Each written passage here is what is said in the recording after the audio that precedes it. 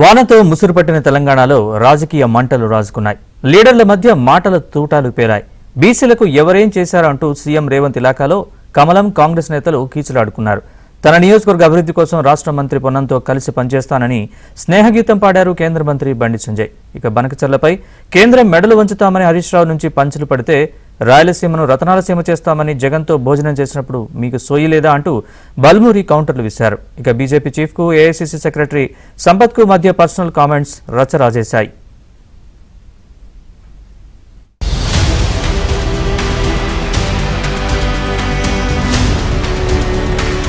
తాను మంత్రి పొన్నం కలిసి పనిచేస్తామన్న బండి సంజయ్. రాజకీయాలు ముఖ్యం కాదు. నేనైతే కరీంనగర్ పార్లమెంట్లో రాజకీయాలు పనిచేసిన, అందరం కలిసిమెలిసి ఈ కరీంనగర్ పార్లమెంట్ అభివృద్ధి చేసుకోవాలని ఒక లక్ష్యంతో మాత్రమే పనిచేస్తున్నాను. నేనైతే పనిచేసిన. అందుకే మన పొన్నం ప్రభాకర్ గారు తీసుకున్న కార్యక్రమం చాలా మంచి కార్యక్రమం. సామాజిక న్యాయానికి కాంగ్రెస్ ఛాంపియన్ బండిని అధ్యక్ష పదవి నుంచి బీజేపీ ఎందుకు తొలగించింది? కరడు కట్టిన బలహీన వర్గాల వ్యతిరేకి రామచంద్రరావు గారిని తీసుకొచ్చి ప్రెసిడెంట్ పెట్టారు. ముందు వాళ్ళు మార్చుకొని వాళ్ళ ఆలోచన విధానాన్ని మమ్మల్ని అడుగుతున్న మీరు కిషన్ రెడ్డి గారు ముందు మీరు రాజీనామా చేసి. బనకచర్ల విషయంలో ఢిల్లీ మెడలు వంచుతామన్న హరీష్ రావు. రేవంత్ రెడ్డి ఢిల్లీలో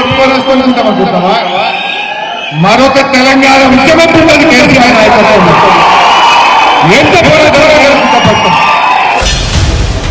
మత మార్పిడి ఉంటుంది, కుల మార్పిడి ఉండదు. సీఎం రేవంత్ కి తెలియదా అన్న రామచంద్రరావు. రేవంత్ రెడ్డి గారు అంటున్నారు మోదీ గారు కన్వర్టెడ్ బీసీ అని. మత మార్పుడు ఉంటే గానీ కుల మార్పుడు ఉండదు. రేవంత్ రెడ్డి గారు తెలియదేమో, వారి రాహుల్ గాంధీ చెప్పలే పాపం. రామచంద్రరావు ముద్దపప్పు సప్పగా ఉంటాడన్న ఏఐసీసీ సెక్రటరీ సంపత్.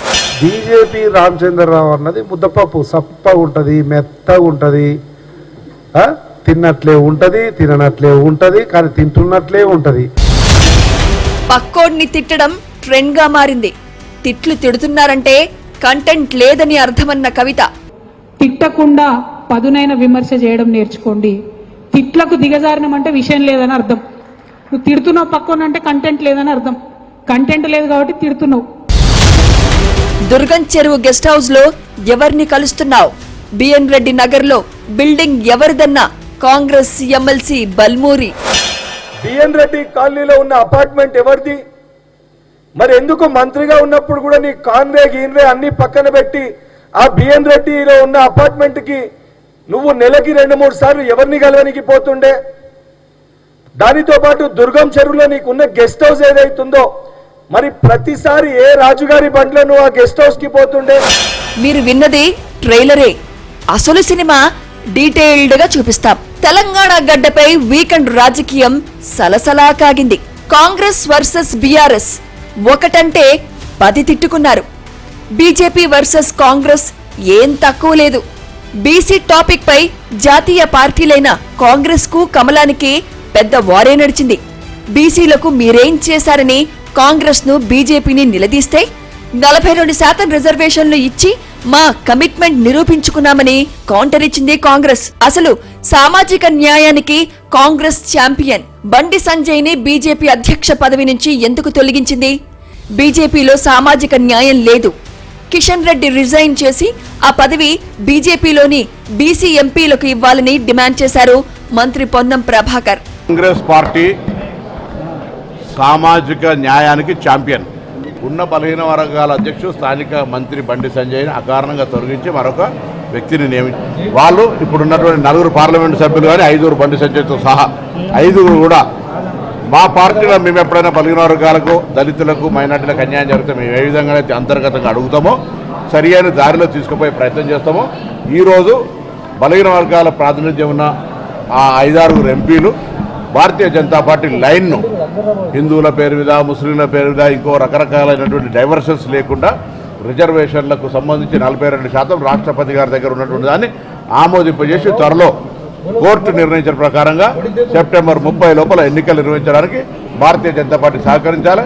కరీంనగర్ లో సౌండ్ చేసిన మంత్రి పొన్నంకు పాలమూరు నుంచి రీసౌండ్ తో స్పందించారు బీజేపీ చీఫ్ రామచంద్రరావు. కాంగ్రెస్ ఎందుకు బీసీలను ముఖ్యమంత్రి చేసింది? ఒక బీసీనే బీజేపీ ప్రధాని చేసింది. రేవంత్ కేబినెట్ లో 2 బీసీలుంటే మోదీ కేబినెట్ లో ఏకంగా 27 మంది బీసీలున్నారని పాయింట్ ఆఫ్ ఆర్డర్ లేవనెత్తారు. భారతీయ జనతా పార్టీ ఒక బీసీని ప్రధానమంత్రి చేసింది. మా కేబినెట్ లో 27 మంది బీసీలు ఉన్నారు. మీ కేబినెట్ లో కేవలం 2 మాత్రమే ఉన్నారు. అది గుర్తుపెట్టుకోండి మీరు. మా కేబినెట్ లో 27 మంది ఉన్నారు. మీ కేబినెట్ లో 2 మాత్రమే ఉన్నారు. మీరా బీసీల గురించి మాట్లాడేది? బీసీ కమిషన్ పెట్టిందే భారతీయ జనతా పార్టీ. ఇలా కాంగ్రెస్ బీజేపీ మధ్య మాటల మంటలు రాజుకుంటే ఇదే హస్తం కమలం మధ్య ఓ విచిత్ర సన్నివేశం చోటు చేసుకుంది.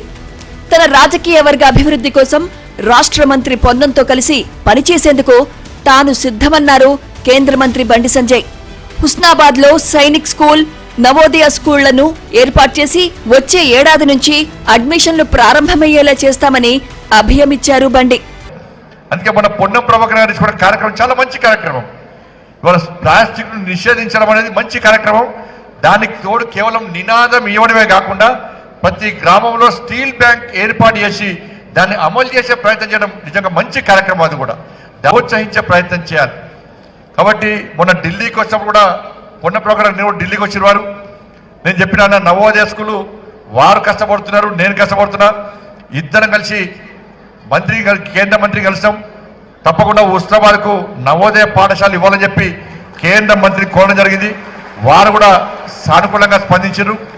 దాంతోపాటు సైనిక స్కూల్ కూడా ఇక్కడ ఏర్పాటు చేసే ప్రయత్నం ఇద్దరం కలిసి చేస్తున్నాం. పొన్న ప్రభాకర్ గారు నేను కలిసి చేస్తున్నాం. కారు గుర్తు పార్టీ, కాంగ్రెస్ పార్టీ మధ్య రోజువారీ సిలబస్, అటు గాంధీ భవన్ నుంచి అధికార పార్టీ బీఆర్ఎస్వి సభ నుంచి బీఆర్ఎస్ మాటలు తూటాలు పేల్చుకున్నారు. నీళ్ల కోసం మరో తెలంగాణ ఉద్యమం చేస్తాం, బనకచెర్ల ప్రాజెక్ట్ విషయంలో ఢిల్లీ మెడలు వంచుతాం, సీఎం రేవంత్ ఒప్పుకున్నా తెలంగాణ సమాజం ఒప్పుకోదు, సుప్రీంకోర్టుకు వెళ్లైనా బనకచెర్లను ఆపుతామన్నారు హరీష్ రావు. ఫస్ట్ అసలు ఎన్ని నీళ్లు ఉన్నాయో లెక్క తెలుసు. ఆ ఉన్న నీళ్లలో తెలంగాణ వాటా ఏందో, ఆంధ్రప్రదేశ్ వాటా ఏందో పంపకం చేసినాక నీకు నీళ్లుంటే నువ్వు కట్టుకో, నీళ్లుంటే మేము కట్టుకుంటాం. నీళ్ల లెక్క తేలకుండా, వాటా తేలకుండా నువ్వు రాత్రికి రాత్రి ఢిల్లీ చేతులు ఉన్నదని ప్రాజెక్టు కడితే తెలంగాణ ప్రజలు ఒప్పుకోరు. నీ శిష్యుడు రేవంత్ రెడ్డి ఒప్పుకుంటాడేమో కానీ తెలంగాణ ఊరుకోదు బిడ్డ, తెలంగాణ ఊరుకోదు. రేవంత్ రెడ్డి ఢిల్లీలో ఒప్పుకొని వస్తుంది అనుకుంటావా? మరొక తెలంగాణ ముఖ్యమంత్రి మీ ఇంట్లో గొడవలతో విడిపోయిన మీరు విద్యార్థులను రెచ్చగొట్టి మళ్లీ లాభపడేందుకు కుట్రలు చేస్తున్నారంటూ విమర్శించారు కాంగ్రెస్ ఎమ్మెల్సీ బల్మూరి వెంకట్. జగన్తో భోజనాలు చేసి రాయలసీమను రతనాల సీమను చేస్తామన్నప్పుడు ఆనాడు మీ సోయి ఏమైంది? 10 ఏండ్లు గుర్తుకు రాని నిరుద్యోగులు ఇప్పుడు ఎందుకు గుర్తొస్తున్నారు హరీష్ రావు అంటూ నిలదీశారు వెంకట్.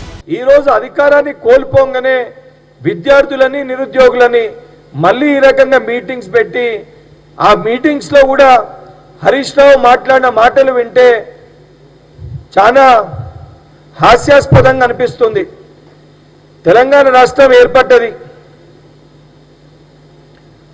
తెలంగాణ రాష్ట్రం ఏర్పడ్డాక విద్యార్థుల, యువకుల కోసం ఏ రోజు మాట్లాడని హరీష్ రావు ఈరోజు మళ్ళీ తిరిగి వచ్చి సెంటిమెంట్స్ ని, ఎమోషన్స్ ని రెచ్చగొట్టి, తెలంగాణ సెంటిమెంట్స్ ని, ఎమోషన్స్ ని మళ్ళీ రెచ్చగొట్టి విద్యార్థుల, నిరుద్యోగులను మళ్ళీ కూడా రోడ్లపైకి వచ్చి మళ్ళీ వాళ్ళ కుర్చీల కోసము నిరుద్యోగుల జీవితాలతో చెలగాటమాడే ప్రయత్నం చేస్తుండ్రు. నేర్చుకుంటూ మార్చుకుంటూ ముందుకెళ్లేవాడే నాయకుడవుతాడు. పక్కోణ్ణి తిట్టడం ట్రెండ్ గా మారింది. తిట్లు తిడుతున్నారంటే కంటెంట్ లేదని అర్థమంటూ హితోక్తులు పలికారు బీఆర్ఎస్ ఎమ్మెల్సీ కవిత. కంటెంట్ లేని నాయకులు ఎవరనేది చెప్పలేదు కవిత. తోటివాడి గోప్యతను, తోటివాడి మంచిని, తోటివాడి మర్యాదను కాపాడకుండా నాకు వాక్ స్వాతంత్రం ఉంది కదా అని ఏది పడితే అది మాట్లాడి అలా ట్రెండ్ అయిపోయింది. దానికి ఏమనుకోవద్దు, యూట్యూబర్ల అండ కూడా బాగా ఉన్నది. ఎవడెక్కువ తిట్లు తిడితే వాడికి అన్ని వ్యూస్ వస్తున్నాయి. అటువంటి కాలంలో మనం బతుకుతున్నాం. కానీ నా రిక్వెస్ట్ తెలంగాణ జాగృతి నాయకులకు, తిట్టకుండా పదునైన విమర్శ చేయడం నేర్చుకోండి. తిట్లకు దిగజారినమంటే విషయం లేదని అర్థం. నువ్వు తిడుతున్నావు పక్కన అంటే కంటెంట్ లేదని అర్థం. కంటెంట్ లేదు కాబట్టి తిడుతున్నావు, క్యాలిబర్ లేదు కాబట్టి తిడుతున్నావు, లాజిక్ లేదు కాబట్టి తిడుతున్నావు. మన నాయకులు మన కార్యకర్తలు మాత్రం దయచేసి లాజికల్ గానే మాట్లాడాలి. సీఎం రేవంత్ ని తిడితే ఫేమస్ అవుతారని కొందరు ఫీల్ అవుతున్నారని, మరో 3.5 ఏళ్లు అధికారంలో ఉండేది కాంగ్రెసే అన్నారు ఆ పార్టీ ఎంపీ చామల కిరణ్ కుమార్ రెడ్డి.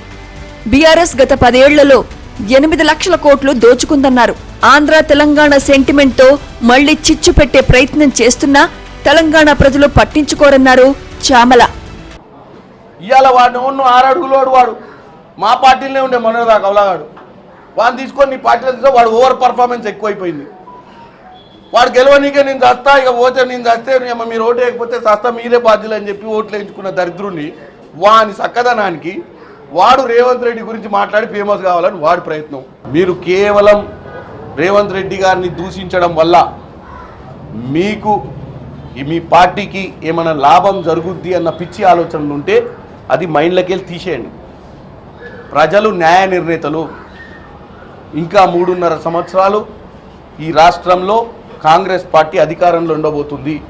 గత కేసీఆర్ పాలనలో జరిగిన అభివృద్ధిపై రాజకీయ కుట్రలు చేస్తున్నారని ఆరోపించారు BRS working president KTR.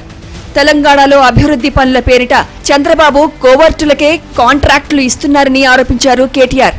BRS పోరాటాల వల్లే 1,50,000 కోట్ల అక్రమ మూసీ సుందరీకరణ, లగచర్ల, కంచగచ్చిబౌలి భూముల ఆక్రమణలను ఆపిన ఘనత బీఆర్ఎస్ దేనన్నారు కేటీఆర్. మూసీలో 1,50,000 కోట్ల కుంభకోణం బయట పెడితే రేవంత్ రెడ్డికి లాగు దడిసిపోయింది, భయమైంది. వామ్మో మా మీద పడ్డారని చెప్పి తెల్లారే మా మీద ఉల్టా కేసులు, ఫార్ములా ఈ కేసు, కాళేశ్వరం కమిషను, విద్యుత్ మీద కమిషను, ఇదొక డ్రామా. కానీ మూసి ఆగిందా లేదా? 1,50,000 కోట్ల కుంభకోణాన్ని మన పార్టీ బయట పెట్టినాకనే, ప్రశ్నించినాకనే ఇలా ఆగే పరిస్థితి వచ్చింది. అట్లాగే లగచర్లలో ఆయన అల్లుడు ఫార్మా కంపెనీ పెడతానంటే కొడంగల్లో అల్లుడు గారి కోసం మరి అక్కడ ఉండే గిరిజన బిడ్డలను వాళ్ళ భూములు గుంజుకుంటూ వాళ్ళ ఇళ్లలోకి పోయి ఇష్టం వచ్చినట్టు అర్ధరాత్రి ఆడకూతురులను ముట్టకూడని చోట ముడుతూ చేయకూడని పనులు చేస్తూ అసభ్యంగా ప్రవర్తిస్తే మనం కదా గల్లీ నుంచి ఢిల్లీ దాకా ఆ ఆడకూతురులను తీసుకొని పోయి జాతీయ మానవ హక్కుల సంఘం, జాతీయ ఎస్సీ ఎస్టీ సంఘం, జాతీయ విమెన్ కమిషన్ దాకా తీసుకొని పోయి వాళ్లకు న్యాయం జరిగేదాకా, వాళ్ళు జైలు నుంచి విడుదలయ్యేదాకా పోరాడినం కాబట్టే ఇవాళ లగచర్ల మొత్తం భారతదేశం దృష్టిని ఆకర్షించింది.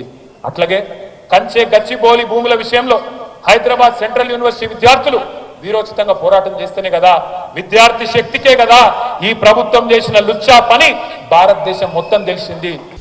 బీఆర్ఎస్ వర్కింగ్ ప్రెసిడెంట్ కేటీఆర్ పై డోస్ పెంచారు Congress MLC Balmuri Venkat. Durgam Cheruvu guest secrets, BN Reddy Nagar building వివరాలు, యూకే వెళ్లి ఆ తర్వాత డల్లాస్ పర్యటన, అటు నుంచి ప్యారిస్ రహస్యాల గురించి ఏం చెప్పారో మీరే వినండి. బిఎన్ రెడ్డి కాలనీలో ఉన్న అపార్ట్మెంట్ ఎవరిది? మరి ఎందుకు మంత్రిగా ఉన్నప్పుడు కూడా నీ కాన్వే గీన్వే అన్ని పక్కన పెట్టి ఆ బిఎన్ రెడ్డిలో ఉన్న అపార్ట్మెంట్ కి నువ్వు నెలకి 2-3 సార్లు ఎవరిని కలవనికి పోతుండే? దానితో పాటు దుర్గం చెరువులో నీకున్న గెస్ట్ హౌస్ ఏదైతుందో మరి ప్రతిసారి ఏ రాజుగారి బండ్లో నువ్వు ఆ గెస్ట్ హౌస్ కి పోతుండే? తెలంగాణ ఆవిర్భావ దినోత్సవం అది ముఖ్యమైన రోజు అని చెప్పి పదే మీరే మాట్లాడతారు. ఆ సెలబ్రేషన్స్ కూడా ఇక్కడ తెలంగాణ ప్రజలతోటి జరుపుకోకుండా యూకేలో ఆ సెలబ్రేషన్స్ పెట్టుకొని నువ్వు యూకేలో అటెండ్ అయినావు, యుఎస్ డల్లాస్ లో నువ్వు అటెండ్ అయినావు ఆ సెలబ్రేషన్స్. నువ్వు ప్యారిస్కి ఎందుకు పోయినావు?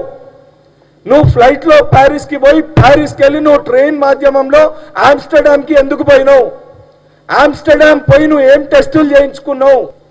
నువ్వు ఆమ్స్టర్డామ్ లో ట్రీట్మెంట్ తీసుకుంటున్నావు, నువ్వు డ్రగ్స్ టెస్ట్ లో నీకు వస్తుందో రాదా కూడా నువ్వు అక్కడ వెరిఫై చేసుకున్నావు. నువ్వు చేసే వ్యవహారాలు ఇంత అడ్డగోలుగా దరిద్ర కొట్ట పన్ను నువ్వు చేసుకుంటూ ఈరోజు నువ్వు వ్యవహారాలు బయటకి రాకూడదు, బయటపడితే నీ బండారం బట్టబయలవుతుంది, నీ గుట్టు రట్టవుతుంది అని చెప్పి నీ పార్టీలు ఉన్న కొంతమంది ఎమ్మెల్యేలతోటి, కౌశిక్ రెడ్డి వంటి కొంతమంది పిచ్చోళ్లతోటి అడ్డగోలుగా ఇష్టం ఉన్నట్టు ప్రెస్ మీట్ పెట్టి మాట్లాడిపిస్తున్నావు. ముసురులోనూ తమ మాటలతో మంటలు పుట్టించారు నేతాస్త్రీలు. ఇష్యూ ఏదైనా తమ విధానమే బెస్ట్ అంటూ విమర్శలు, తిట్లతో ఒకరిపై ఒకరు దుమ్మెత్తి పోసుకున్నారు.